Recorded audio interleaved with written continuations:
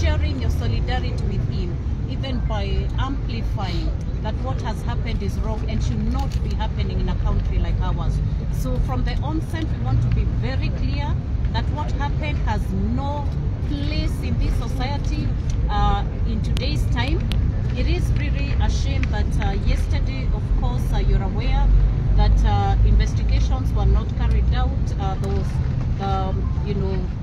IPOA and all the interested parties were denied access to the crime scene. However, we want to report that as of this morning, IPOA is actually undertaking preliminary investigations. Partly, that is one of the reasons why the post-mortem will be done a little later. We have quite a number of pathologists that are present. We have a family pathologist who is on site as we speak. We have a pathologist that is representing IMLU and the Police Reforms Working Group. We are here with Amnesty, Law Society of Kenya, Defenders Coalitions, Boko Africa, the whole team of our Police Reforms Working Group.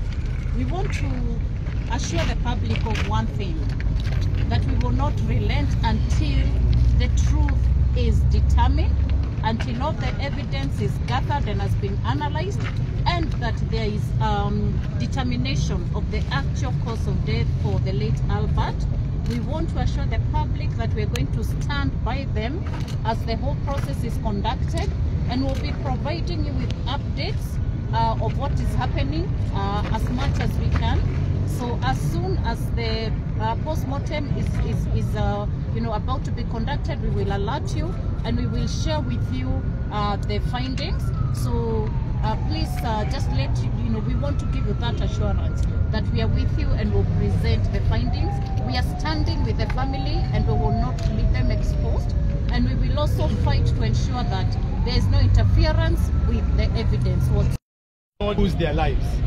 And we are here, we've been here since yesterday, and we will continue to be here to ensure that justice is done. And we are telling the police that Kenya is not a police state. Interdicting officers by and itself, junior officers, is not enough. The people who are behind this are known. The reason why Ojwang was arrested is known, and we want serious action taken against those top officers who are involved.